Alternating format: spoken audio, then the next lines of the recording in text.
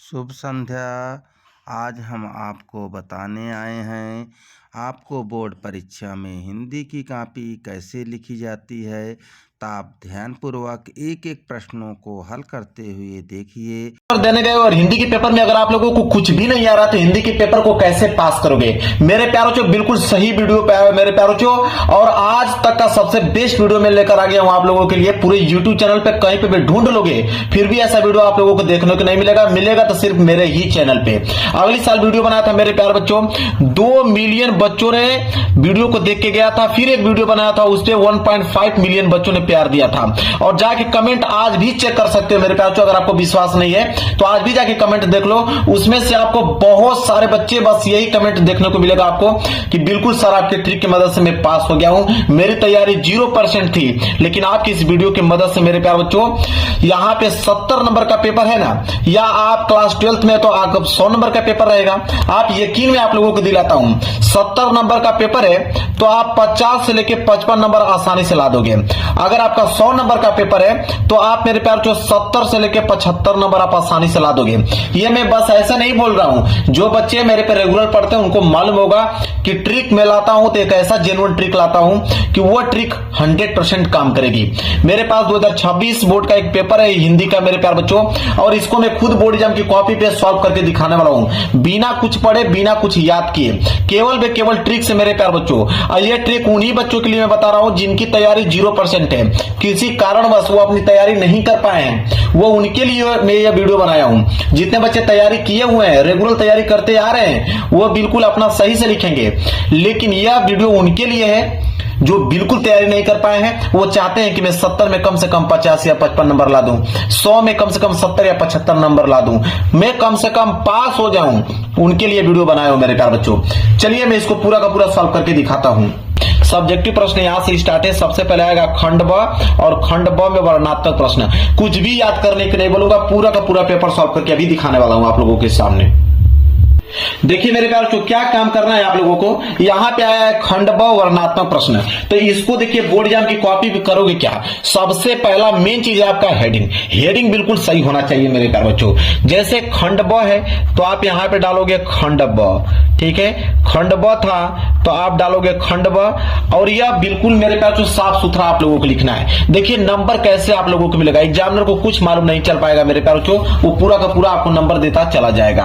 आपने खंड ब डाल दिया। इसके बाद वर्णनात्मक प्रश्न है तो एक लाइन का गैप छोड़कर आप यहां पे डालेंगे वर्णनात्मक प्रश्न, ठीक है। क्या डालेंगे, वर्णनात्मक प्रश्न मेरे प्यारों बच्चों यहां पे आप डालेंगे। ये आपकी हेडिंग होगी वर्णनात्मक प्रश्न, ठीक है। इसके बाद ब्रैकेट में इसको आप पैक कर दीजिए, और इसके बाद स्केल की सहायता से इसके नीचे आप कर दीजिए मेरे प्यार बच्चों अंडरलाइनिंग। जो चीज मैं बता रहा हूं वही काम आप लोगों को करना है। देखिए खंड ब वर्णनात्मक प्रश्न, खंड ब वर्णनात्मक प्रश्न मैंने डाल दिया। अब यहां पे प्रश्न संख्या 21 कर रहे हो। देखिए ध्यान समझिए, प्रश्न संख्या 21 है कि निम्नलिखित में से किसी एक गद्यांश पर आधारित सभी प्रश्नों को उत्तर दीजिए।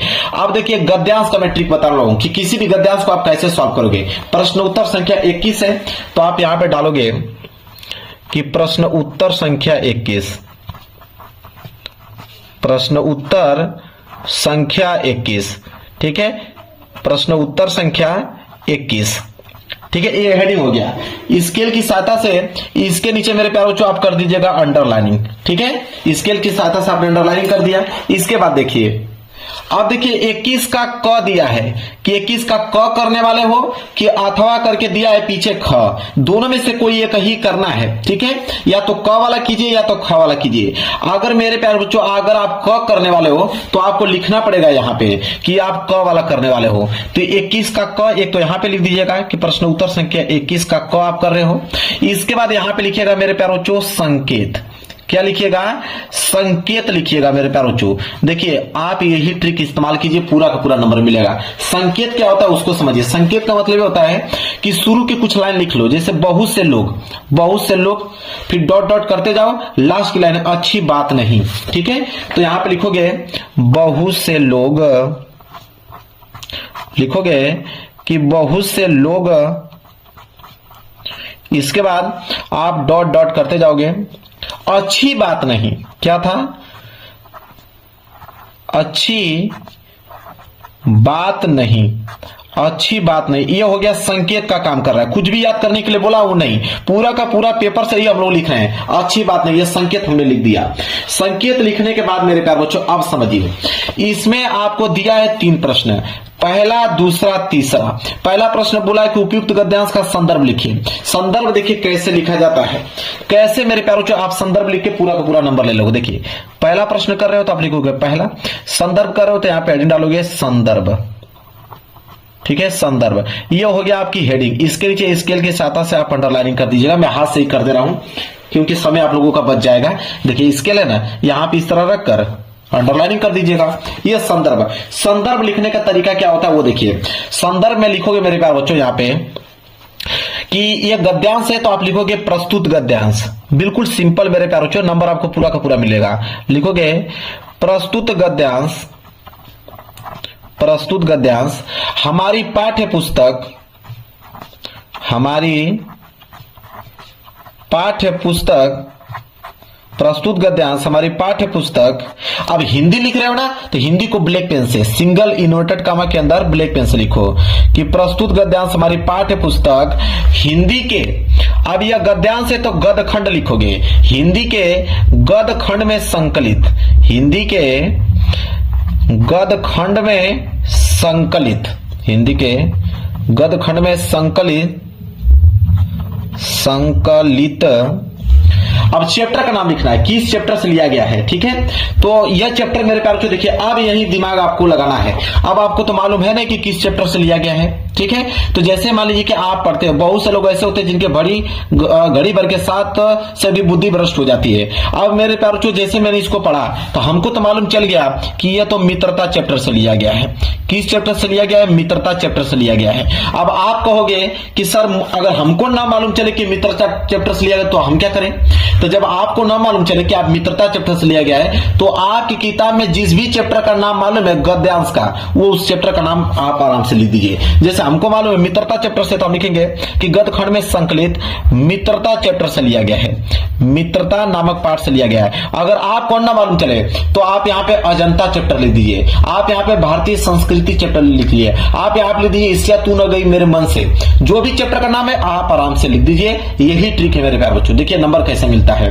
तो प्रस्तुत गद्यांश हमारी पाठ्य पुस्तक हिंदी के गद्य खंड में संकलित मित्रता नामक पाठ से लिया गया है, मित्रता नामक पाठ से लिया गया है, नामक पाठ से लिया गया है, लिया गया है जिसके लेखक, ठीक है, जिसके लेखक। अब लेखक की बात आया तो हमको तो मालूम है कि मित्रता चैप्टर को आचार्य रामचंद्र शुक्ल जी लिखे हैं, तो लिखेंगे जिसके लेखक आचार्य रामचंद्र शुक्ल जी हैं, आचार्य रामचंद्र शुक्ल हैं, आचार्य रामचंद्र शुक्ल जी हैं। अगर आपको ना मालूम चले तो आप कौन सा ट्रिक लगाओगे अभी बताता हूं।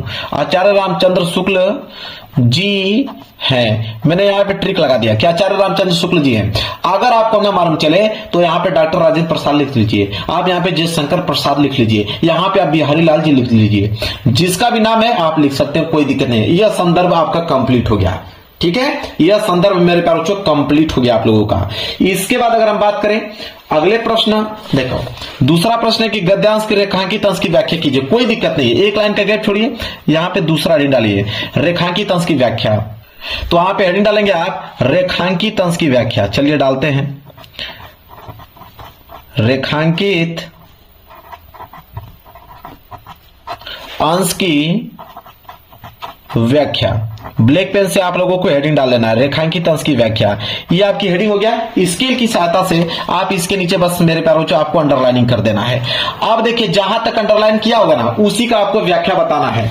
जैसे देखिए मैं बताता हूं, यहां से लेकर यहां तक व्याख्या करना है। तो व्याख्या कैसे करोगे? अगर आपको नहीं आ रहा तो आप लिखोगे कि लेखक कहते हैं कि, पहली लाइन क्या रहेगी आपकी, लेखक कहते हैं कि, या तो आप लिखिएगा आचार्य रामचंद्र शुक्ल जी कहते हैं कि, लेखक कहते हैं कि, क्या कहते हैं, देखिए लिखेंगे कि बहुत से लोग ऐसे होते हैं जिनके घड़ी भर के साथ से भी बुद्धि भ्रष्ट हो जाती है। अब इसी को व्याख्या करना है तो आप नहीं लिख दोगे कि बहुत से ऐसे व्यक्ति होते हैं कि जिनके साथ अगर हम थोड़ा सा भी वक्त बिताएं तो उनकी बातें इतनी गंदगी होती है, इतना गंदा भरा बात होता है उनका कि ऐसी ऐसी बीच में वो बातें कहते हैं जो कानों में न पड़नी चाहिए, चित्त पर ऐसे प्रभाव पड़ते हैं जिनकी उसकी पवित्रता का नाश होता है। मतलब आप बनाकर आप इसी चीज को आप एक्सप्लेन करके लिखोगे कि लेखक ये कहते हैं कि कुछ ऐसे व्यक्ति होते हैं कि जिनके साथ अगर आप 10 मिनट का भी समय गवा देते हैं तो उनकी बातें ऐसी होती हैं कि जिनकी आप बुद्धि भ्रष्ट हो जाएगी आपकी,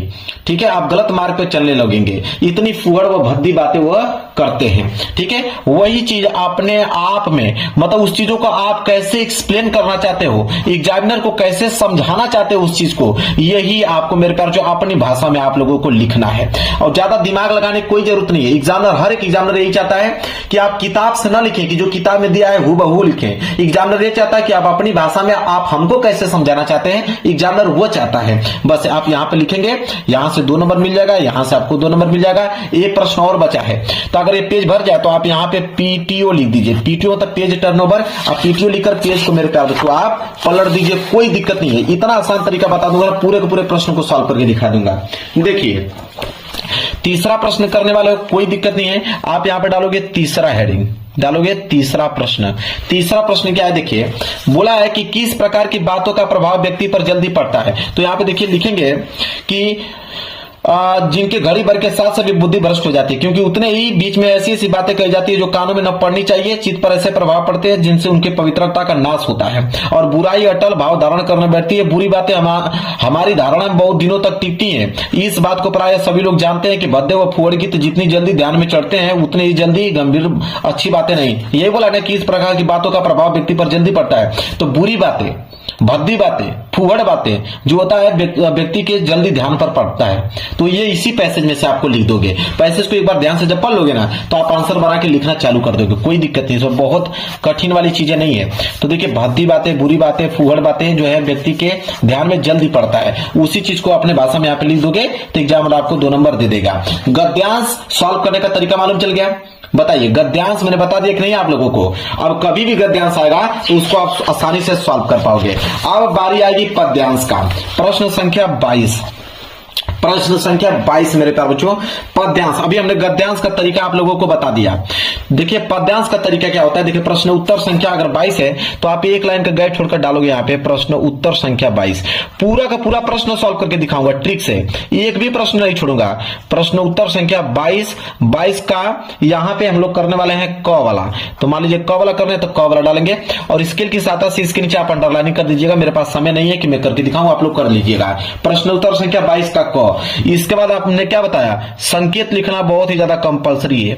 संकेत आपको लिखना ही है, ठीक है। संकेत कैसे लिखना मैंने आपको शुरू में ही बता दिया कि शुरू की कुछ लाइन डॉट डॉट करते जाओ, लास्ट की कुछ लाइन आपको लिख देना है, ठीक है। शुरू की कुछ लाइन डॉट डॉट करते जाना है, लास्ट की कुछ लाइन लिख देना है। ये संकेत का काम करेगा। अभी मैंने गद्यांश में बताया।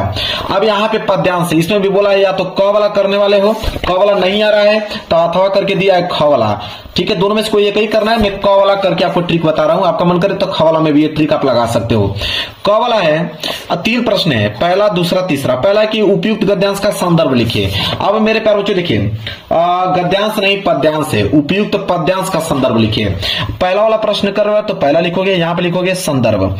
देखिए संदर्भ दोनों में सेम होता है मेरे प्यारे बच्चों, वहां पे गद्यांश होता है, यहाँ पे पद्यांश। तो जो जो यहाँ पे गद्यांश लिखो यहाँ पे पद्यांश आपको लिखना पड़ेगा। मतलब सेम चीज वही लिखोगे कि प्रस्तुत पद्यांश, वहां पे गद्यांश हमने लिखा था ना, यहाँ पे पद्यांश लिखोगे कि प्रस्तुत पद्यांश हमारी पाठ्य पुस्तक, प्रस्तुत पद्यांश हमारी पाठ्य पुस्तक, प्रस्तुत पद्यांश हमारी पाठ्य पुस्तक हिंदी के। अब यहां पे लिखोगे, हिंदी को मैंने बताया आप लोगों को ब्लैक पेन से लिखना है मेरे प्यारों चो। हिंदी के वहां पे गद खंड था ना, यहाँ पे पद खंड लिखेंगे। हिंदी के पद खंड में संकलित, पद खंड में संकलित, अब चैप्टर का नाम लिखना है कि किस चैप्टर से लिया गया है। देखिए ध्यान से। अब मेरे प्यारे बच्चों इसको जैसे आप पढ़ोगे मेरे प्यारे बच्चों, मैं पेपर दिखाता हूं आप लोगों को समझ में आ जाएगा। देखिए पढ़ोगे कि उद्योमन्ना भय 10-20, जैसे आप इसको पढ़ोगे तो आपको मालूम चलेगा कि ये तो क्या लिखूं चैप्टर से लिया गया है, क्या लिखूं चैप्टर से मेरे प्यार बच्चों ये लिया गया है। और इसके जो लेखक हैं कौन है, पद्मलाल पूनालाल बख्शी जी हैं। आप देखिए कि पदखंड में संकलित क्या लिखूं चैप्टर से लिया गया है, क्या लिखूं। अगर आपको ना मालूम चले कि यह क्या लिखूं चैप्टर से लिया गया है तो आप किसी भी चैप्टर का नाम मेरे प्यार बच्चों आप लिख दीजिएगा, कोई दिक्कत नहीं है, ठीक है। क्या लिखूं नामक पाठ से लिया गया है। अगर आपको ना मालूम चले तो किसी भी चैप्टर का नाम लिख दीजिए, नामक पाठ से लिया गया है, नामक पाठ से लिया गया है, जिसके रचयिता, देखिए पद्यांश के रचयिता होते हैं, गद्यांश के लेखक होते हैं। तो जिसके लिया गया है खड़ी पाई, जिसके रचयिता लिखोगे कि जिसके रचयिता कौन है, तो यहां पे पद्मलाल पूनालाल बख्शी जी हैं। अगर आपको ना मालूम चले तो आप किसी भी यहां पे नाम लिख दीजिएगा किसी भी कवि का। तो पद्मलाल पूनालाल बख्शी जी हैं, ऐसे आपको लिख देना है। लो भाई यहां पे संदर्भ आपका कंप्लीट हो गया, पद्यांश का संदर्भ ऐसे लिखा जाता है। इसके बाद इसके नीचे दूसरा प्रश्न है, तो आप लिखोगे दूसरा प्रश्न पढ़ लेना। बोला है कि गोपियां उद्धव द्वारा बताए गए ब्रह्मा ईश्वर की आराधना में स्वयं को असमर्थ क्यों बताती हैं। तो जब इसको पढ़ोगे मेरे प्यार तो आपको समझ में आ जाएगा, अपने से बनाकर आपको लिखना है। रेखांकित अंश की व्याख्या कीजिए कि तुम तो सखा श्याम सुंदर के सकल जोग के ईश, सुर हमारे नंदन बिनु और नहीं जगदीश। इसको मेरे प्यार अपने भाषा में आपको एक्सप्लेन करके कुछ ना कुछ जोड़कर उनके बारे में आपको बताना है। नंबर आपको 100% पूरे मिलेंगे, बस आप लिखिए तो सही, ठीक है। तो जब इसको दूसरे वाला आंसर को यहाँ पे कंप्लीट कर देंगे, पेज भर जाए कोई दिक्कत नहीं है, तीसरे वाले आंसर को यहाँ पे लिख दीजिएगा, नंबर मिल जाएगा। तो गद्यांश और पद्यांश दोनों का ट्रिक मैंने बता दिया कि नहीं, चलिए कोई दिक्कत नहीं होना चाहिए। अब मेरे प्यारों जो यहाँ पे आइए प्रश्न संख्या 23 है कि संस्कृत का गद्यांश आ गया, ठीक है। तो संस्कृत का गद्यांश और संस्कृत का पद्यांश भी आएगा, प्रश्न संख्या 24। तो प्रश्न संख्या 23 है संस्कृत का गद्यांश, जो कि 5 नंबर के लिए पूछता है। दो ही चीज इसमें कॉमन होता है मेरे प्यारों, ठीक है। एक आता है आपका संदर्भ लिखने के लिए, एक आता है इसका हिंदी अनुवाद लिखने के लिए। तो मेरे प्यारों वही काम करना है आपको, संदर्भ और हिंदी अनुवाद। तो मैं आपको बता देता हूं, सबसे पहले आप डालोगे प्रश्न उत्तर संख्या 23 का क, ठीक है। मैं यहीं पे बता देता हूं, आप समझ लीजिएगा, आप लिख लोगे, मैं ट्रिक बता देता हूं। जैसे आप क्या लिखोगे कि प्रश्न उत्तर संख्या 23 है, 23 का क करने वाले हो तो 23 का क, यही मैंने बताया। इसके बाद मैंने बताया कि संकेत लिखना बहुत काफी कंपलसरी है। आप संकेत कैसे लिखा जाता है, शुरू के कुछ लाइन डॉट डॉट करते हुए लास्ट की कुछ लाइन, संकेत का काम करेगा। इसमें तो दो ही चीज लिखना है, एक आपका संदर्भ, एक हिंदी अनुवाद। संकेत लिखने के बाद उसके नीचे डालोगे आप संदर्भ इसका बहुत आसान होता है मेरे प्यारों, इसका संदर्भ बिल्कुल आसान होता है, ठीक है। इसका संदर्भ मेरे प्यारों बिल्कुल आसान होता है। कैसे लिखना है मैं आपको बताता हूं, देखिए। चलिए मैं इस पे लिख के दिखा देता हूं। अगर इसका संस्कृत के गद्यांश का अगर आपको संदर्भ लिखना है तो संस्कृत के गद्यांश का संदर्भ कैसे लिखा जाता है समझिए, बहुत आसान होता है। इसमें आप लिखोगे कि प्रस्तुत गद्यांश, लिखोगे कि प्रस्तुत गद्यांश हमारी पाठ्य पुस्तक, बिल्कुल आसान होता है मेरे प्यारों, हमारी पाठ्य पुस्तक हिंदी के, अब हिंदी को मैंने बताया कि ब्लैक पेन से आपको लिखना है, बार बार नहीं बताऊंगा, हिंदी को ब्लैक पेन से लिखना है, ठीक है। तो प्रस्तुत गद्यांश हमारी पाठ्य पुस्तक हिंदी के अब संस्कृत खंड, क्योंकि यह संस्कृत खंड है तो लिखोगे संस्कृत खंड में संकलित, संस्कृत खंड में संकलित। अब चैप्टर का नाम लिख देना है। जैसे मुझे मालूम है कि देशभक्त चंद्रशेखर पाठ से लिया गया है, तो हम लिख दूंगा यहाँ पे कि देशभक्त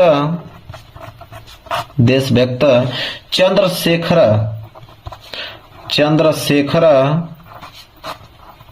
नामक पाठ से लिया गया है, पाठ से लिया गया है। अगर आपको न मालूम चले तो आप किसी भी चैप्टर का नाम यहां पे लिख दीजिएगा। अब बहुत सारे बच्चों का कमेंट ये भी आएगा कि चलिए सर, अगर हमें चैप्टर का नाम ही नहीं मालूम होगा तब हम क्या लिखेंगे? तो जिन बच्चों को चैप्टर का नाम नहीं मालूम है ना, तो आप इसी में से लिख दीजिएगा कि यहां पे लिखिएगा कि कारागारात चैप्टर से लिया गया है, भारतम चैप्टर से लिया गया है, ठीक है, या अगाछती चैप्टर से लिया गया है, या वेस्टयंती चैप्टर से लिया गया है। यहां पे बोला भी देखिए चंद्रशेखर चैप्टर से लिया गया, देखिए लिखा है ना यदा चंद्रशेखर चैप्टर से लिया गया है। तो जिनको चैप्टर का नाम भी नहीं मालूम है तो यहां से इसी में से किसी न किसी चैप्टर का नाम बना लीजिएगा, और जिनको किसी न किसी चैप्टर का नाम मालूम है तो अपना चैप्टर का नाम लिख दीजिएगा, और जिनको सही मालूम है वो अपना बिल्कुल सही चैप्टर का नाम लिखेंगे चंद्रशेखर। ठीक है, समझ में आ गया ना आप लोगों को? क्या ट्रिक चाहिए सब कुछ तो बता दे रहा हूं आप लोगों को, फेल नहीं होगी इस बात का दावा करता हूं। तो संस्कृत का गद्यांश मैंने बता दिया, तो संस्कृत का पद्यांश में भी सेम वही ट्रिक लगेगा। संस्कृत के पद्यांश में भी सेम टू सेम मैं आपको बताऊं कि सेम टू सेम वही ट्रिक मेरे प्यारों को लगने वाला है। बस जब इसका संदर्भ लिखोगे तो वहां पे गद्यांश था तो यहां पे पद्यांश कर देना कि प्रस्तुत पद्यांश ऐसे लिखेगा। अगर इसका लिखना होगा तो आप कैसे लिखोगे कि प्रस्तुत पद्यांश हमारी पाठ्य पुस्तक हिंदी के संस्कृत खंड में संकलित, ठीक है, और मान लीजिए वीरा वीरेन पूजते नामक पाठ से लिया गया है, या किसी भी भारतीय संस्कृति चैप्टर से लिया गया है, या वाराणसी चैप्टर से लिया गया है। समझ रहे हैं? किसी भी चैप्टर का नाम लिख दीजिएगा। तो आपको संस्कृत का पद्यांश में भी सेम टू सेम वही ट्रिक लगेगा जो संस्कृत के गद्यांश में भी मैंने बताया। बस यहां पे पद्यांश लिखना है, वहां पे गद्यांश लिखना है। क्लियर है? इसके बाद प्रश्न संख्या 25 कह रहा है कि खंड काव्य के आधार पर निम्नलिखित प्रश्न के उत्तर दीजिए। अब इसका ट्रिक मेरे प्यारों से जिला वाइज जाता है। पहले बात तो आप पता कर लीजिए कि आपके जिले में कौन सा खंड काव्य पूछा जाता है। जो आपके जिला में खंड काव्य पूछा जाता है वही पेपर में करना होगा। दूसरा करोगे तो 1 नंबर भी नहीं मिलेगा, एग्जामिनर पूरा का पूरा नंबर काट लेगा। या तो इसी वीडियो के नीचे आप कमेंट कर देना, मैं बता दूंगा। अब आया जीवन परिचय। जीवन परिचय कैसे लिखे? बहुत पहाड़ होता है, बहुत सारे बच्चे कंफ्यूज होते हैं कि जीवन परिचय कैसे हम लिखें ताकि पूरा का पूरा नंबर मिल पाए। देखिए मेरे प्यार, जीवन परिचय का मैं कैसा ट्रिक आपको बता दूंगा कि एग्जाम में पूरा का पूरा नंबर आपको देगा, 1 नंबर नहीं काट सकता है। देखिए सबसे पहले हम डालेंगे हेडिंग प्रश्न उत्तर संख्या 26 का क है। तो देखिए यहां पे हम डालेंगे सबसे पहले प्रश्न उत्तर संख्या 26 का क। देखिए जीवन परिचय लिखने का ट्रिक मैं बता देता हूं, पूरा का पूरा नंबर आपको मिल जाएगा। प्रश्न उत्तर संख्या 26 का क है तो आप लिखोगे 26 का क। इसके बाद स्केल की सहायता से इसके नीचे अंडरलाइनिंग कर दीजिएगा आप लोग। अब 26 के क में मान लीजिए जयशंकर प्रसाद का पहला वाला कर रहे हैं तो आप हेडिंग डालेंगे यहाँ पे कि जयशंकर प्रसाद। क्या डालेंगे? जयशंकर प्रसाद, यहां पे हेडिंग डालेंगे। इसके बाद देखिए आप यहां पे लिखिएगा संक्षिप्त परिचय। सबसे पहला जीवन परिचय लिखने से पहले आप लिखिए संक्षिप्त परिचय, और इसी को देखकर एग्जामिनर पूरा नंबर देता है मेरे प्यारों को। संक्षिप्त परिचय अगर आपने सही लिखा है नंबर आपको पूरा का पूरा मिल जाएगा। संक्षिप्त परिचय में क्या होता है कि सबसे पहले नाम लिखा जाता है। नाम, तो नाम में आप लिख दोगे यहीं से कि जयशंकर प्रसाद। नाम में क्या लिख दोगे? जयशंकर प्रसाद लिख दोगे, जयशंकर प्रसाद। इसके बाद दूसरा कॉलम में लिखा जाता है जन्म, कि उनका जन्म कब हुआ था। तो जन्म की अगर हम बात करें तो उनका हुआ था 1889 ईस्वी में। 1889 ईस्वी में जन्म हुआ था। जिन बच्चों को नहीं मालूम है वो कुछ भी लिख सकते हैं, 1840 लिख दीजिए, 1850 लिख दीजिए, कुछ भी लिख दीजिए। जन्म के बाद यहाँ पे नीचे स्थान लिखा जाता है कि उनका आखिरकार किस स्थान पर उनका जन्म हुआ था।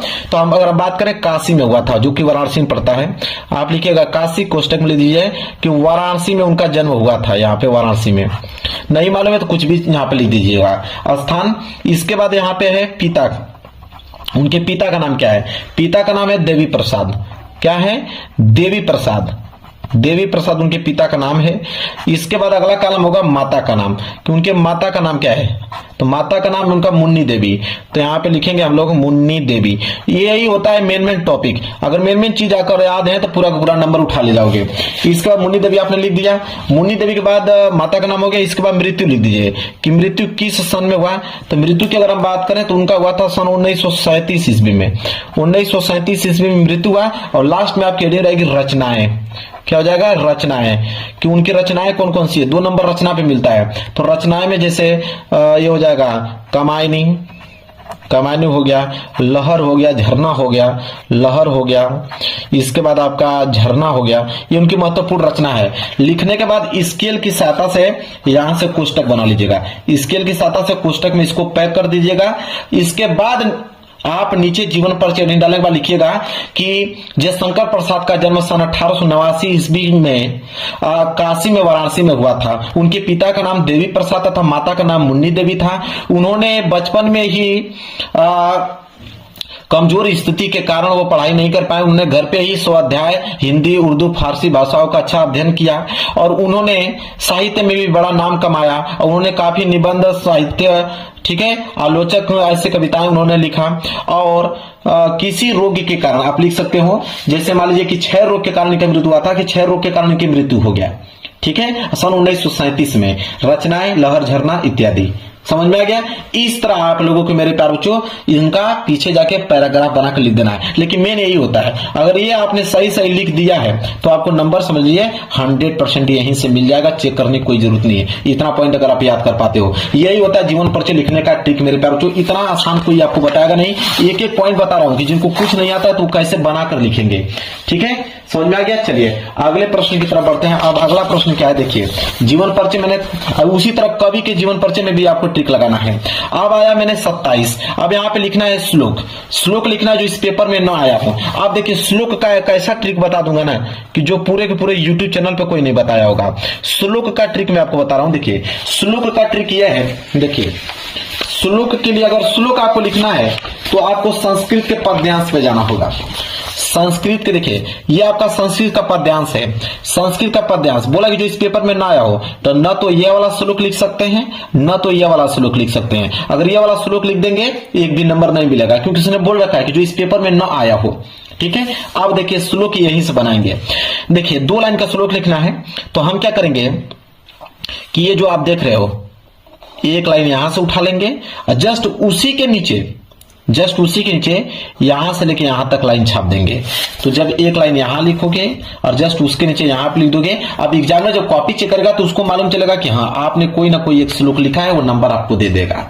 तो जब भी श्लोक लिखना हो तो संस्कृत के गद्यांश में चले जाइए, वहीं से बीच में से 2 लाइन उठाकर लिख दीजिए, आपका श्लोक कंप्लीट हो जाएगा। श्लोक क्लियर हो गया मेरे प्यारे बच्चों, कोई दिक्कत नहीं। श्लोक भी मैंने ट्रिक यहां पे बता दिया। अब आएगा मेरे प्यारे बच्चों प्रश्न संख्या 28।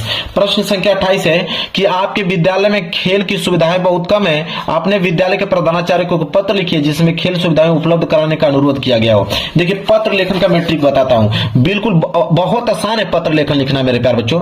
पत्र लेखन बिल्कुल आसान है, 4 नंबर मिल जाएगा। पत्र लेखन में अगर विद्यालय को आप लिख रहे हो पत्र कि खेलकूद की सामग्री आपके पास नहीं है तो आप उनके मंगाने के लिए आप लिख रहे हो मेरे प्यारे बच्चों यहाँ पे पत्र लेखन। तो सबसे पहले लिखोगे कैसे, देखिए सबसे पहले मेरे प्यारे बच्चों लिखोगे आप सेवा में। क्या लिखोगे मेरे प्यारे बच्चों, सेवा में। क्या लिखोगे, सेवा में कामा लगाओगे। प्रधानाचार्य को लिख रहे हो तो लिखोगे प्रधानाचार्य। सेवा में प्रधानाचार्य महोदय, बहुत सिंपल है, प्रधानाचार्य महोदय, फिर कामा लगाओगे। अब अपने विद्यालय का नाम लिखिएगा। अब यहां पे क्या लिखेंगे आप, स्कूल नेम, स्कूल नेम, अपने स्कूल का नाम, और यहां पे लिखिएगा नीचे स्कूल एड्रेस कि आपकी स्कूल का जो एड्रेस है वो एड्रेस क्या है। तो स्कूल नेम, स्कूल एड्रेस, इतना लिख दीजिएगा। लिखने के बाद आप हेडिंग डालेंगे विषय। क्या डालेंगे, विषय। किस विषय के बारे में आप पत्र लेखन लिख रहे हो तो आप लिखोगे विद्यालय में खेलकूद की सामग्री के लिए। लिखेंगे विद्यालय में खेलकूद की सामग्री की ओर, खेलकूद की सामग्री की ओर ध्यान दिलाने हेतु ये हम क्या लिख रहे हैं, विषय। अब मेरे प्यारे इतना हो गया। फिर आप लिखोगे यहाँ पे महोदय, लिखोगे महोदय, बहुत सिंपल है मेरे प्यारे महोदय। इसके बाद कामा लगाओगे, फिर नीचे लिखोगे सविनय निवेदन है कि, लिखोगे सविनय निवेदन है कि, सविनय निवेदन है कि। अब यहाँ पे पूरा का पूरा कहानी लिख दीजिए। सविनय निवेदन है कि मैं आपके विद्यालय के कक्षा 10वीं का छात्र हूं और मैं आपका ध्यान अपने विद्यालय में खेलकूद की सामग्री की ओर दिलाना चाहता हूं, ठीक है। क्योंकि मेरे स्कूल में खेल संबंधित कोई भी सामान नहीं है, इसलिए हमारे जो छात्र हैं ठीक है, वो अच्छे से खेल नहीं खेल पाते हैं और जब भी खेल प्रतियोगिता होता है तो उसमें वह क्या होते हैं, विफल हो जाते हैं।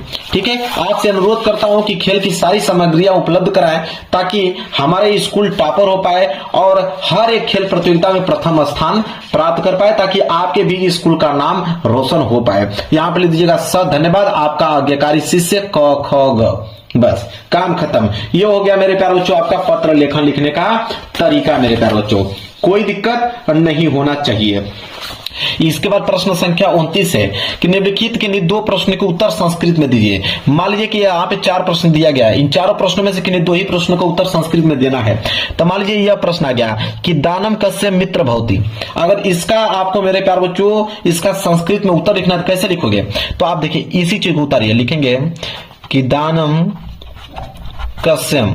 ठीक है, अब आगे क्या लिखोगे अब मैं बताता हूं। संस्कृत का पद्यांश मान लीजिए है ना, तो आप लिखोगे कि हितवार्थवान, ये जो ये वाला वर्ड उठा लीजिए हितवार्थवान, तो लिखोगे हितवार्थवान, लिखोगे यहां पे कि दानम कस्यम हितवार्थवान मित्र भवति। ऐसे बीच में कुछ ना कुछ वर्ड यहां से अलग से इंक्लूड कर पूरा का पूरा लाइन छाप दो, आपका आंसर कंप्लीट हो गया। अब इस पेपर का लास्ट प्रश्न मैं दिखा रहा हूं जो कि मेरे पास निबंध आता है 7 नंबर के लिए। यहाँ पे आपके पास 5 ऑप्शन है, 5 ऑप्शन में से किसी एक विषय पर निबंध लिखना है। तो निबंध लिखने का ट्रिक आप समझ लो कि निबंध अगर आपको नहीं आ रहा है तो ये काम करना कि जब भी निबंध लिख रहे हो इतना ध्यान रखना कि 5 से लेकर 6 हेडिंग उसमें होना चाहिए। 5 से लेकर 6 हेडिंग होना चाहिए, चाहे आप किसी प्रकार से हेडिंग बनाओ। ठीक है, लेकिन 5 से 6 हेडिंग होना चाहिए। और हेडिंग हो रहा है तो जो पहली हेडिंग होना चाहिए और एक लास्ट हेडिंग। ठीक है, तो पहली हेडिंग तो आपका प्रस्तावना होना चाहिए। पहली हेडिंग भले गलत लिखी है लेकिन पहली हेडिंग प्रस्तावना उसमें नजर आना चाहिए और लास्ट की हेडिंग आपका उपसंहार होना चाहिए। ठीक है, यह 2 हेडिंग आपका होना ही चाहिए। बाकी बीच में आप कोई भी हेडिंग बनाकर लिखे कोई दिक्कत नहीं है, क्योंकि एग्जामिनर एक प्रस्तावना को देखता है, एक उपसंहार को देखता है। बीच में आपने अगर 3-4 हेडिंग और बनाकर लिख लिया है आपको नंबर 7 में 7 नंबर मिल जाएगा। हिंदी 2 कैटेगरी के पेपर बन के आते हैं मेरे प्यारे बच्चों, 2 कैटेगरी के क्वेश्चन बन के आते हैं।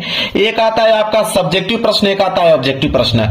तो अगर हम बात करें, एक आता है सब्जेक्टिव प्रश्न, एक आता है आपका ऑब्जेक्टिव प्रश्न। तो सबसे पहले हम ऑब्जेक्टिव प्रश्न का ट्रिक बता देता हूं, इसके बाद हम सब्जेक्टिव प्रश्नों को लिख कर दिखाने वाले हैं। देखिए मैं बताने वाला हूं आप लोगों को ऑब्जेक्टिव प्रश्न का ट्रिक, जिसे हम लोग बोलते हैं एमसीक्यू का ट्रिक मैं बताने वाला हूं।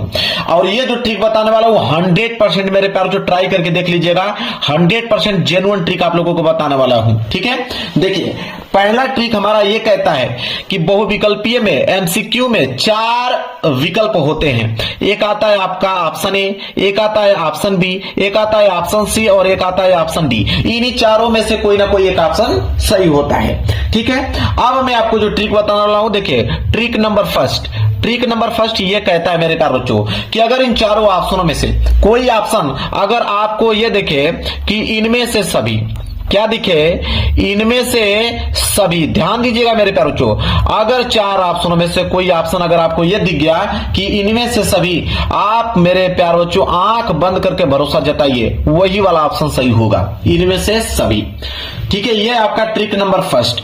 ट्रिक नंबर सेकंड यह कहता है कि अगर चारों ऑप्शनों में से अगर कोई भी एक ऑप्शन आ जाए कि इनमें से कोई नहीं, ठीक है, इनमें से कोई नहीं, जो ट्रिक बता रहा हूं मेरे प्यार बिल्कुल जेन्युइन ट्रिक बता रहा हूं। ठीक है, 5 साल से पढ़ा रहा हूं, काफी अनुभव है मेरे पास। इनमें से कोई नहीं, अगर 4 ऑप्शन में से कोई ट्रिक आ जाए कि इनमें से कोई नहीं, तो आप इस वाले ऑप्शन पे आप लोगों को क्लिक करके आना है, इनमें से कोई नहीं। इसके बाद तीसरा ट्रिक समझिए, तीसरा ट्रिक मेरे प्यार यह है कि अगर चारों ऑप्शनों में से कोई ऑप्शन अगर ये दिखे कि ऑप्शन ए और बी दोनों सही हैं, ए और बी दोनों सही हैं, अगर इस तरह का कोई भी ऑप्शन दिखे, ठीक है, दोनों सही, तो आप मेरे प्यार बच्चों उसी वाले ऑप्शन पे क्लिक करके आप लोगों को आना है। क्लियर है? अब चौथा ट्रिक समझिए, चौथा ट्रिक यह है कि अगर चारों के चारों ऑप्शन अलग हों, ठीक है। अगर अलग टाइप के क्वेश्चन आए मेरे प्यारे बच्चों, देखिए अगर अलग टाइप के अगर ऑप्शन आ जाए, चारों के चारों ऑप्शन अलग है, option A, option B, option C और ऑप्शन डी, ठीक है, इन तीनों में से कोई ना आए, ठीक है, चारों के चारों ऑप्शन अलग हो, तब क्या करोगे आप वहां पे लगाओगे रामबाण। क्या लगाओगे मेरे प्यारे बच्चों? रामबाण ट्रिक लगाओगे, जो कि आपको मेरे प्यारे बच्चों 90% स्कोर करके देगा ऑब्जेक्टिव प्रश्न में। कौन सा है देखिए, या तो ऑप्शन ए पे क्लिक कीजिए या तो ऑप्शन सी पे क्लिक कीजिए। मेरे प्यारे बच्चों ऑप्शन ए और ऑप्शन सी, मेरे प्यारे बच्चों यकीन मानिए कि अगर आपके पेपर में 20 ऑब्जेक्टिव प्रश्न है तो आपको दावे के साथ कह सकता हूं, आप जाके चेक कर लेना, मैं पूरा का पूरा प्रीवियस पेपर ढूंढ के लेकर आया हूं इस ट्रिक को, कि 20 क्वेश्चन में से आपके 12 से लेकर 13 ऐसे प्रश्न होंगे जिनका ऑप्शन ए और ऑप्शन सी सही होगा। तो 12 से 13 नंबर प्रश्न आपके यहां से उठ जाएंगे मेरे प्यारे बच्चों। 20 विकल्पों में से 12 से 13 नंबर आसानी से आप ला पाओगे। यह है आपका ऑब्जेक्टिव प्रश्न का ट्रिक मेरे प्यारे बच्चों। यही ट्रिक की मदद से मेरे प्यारे बच्चों हर साल बच्चे पास होते हैं ऑब्जेक्टिव प्रश्न में।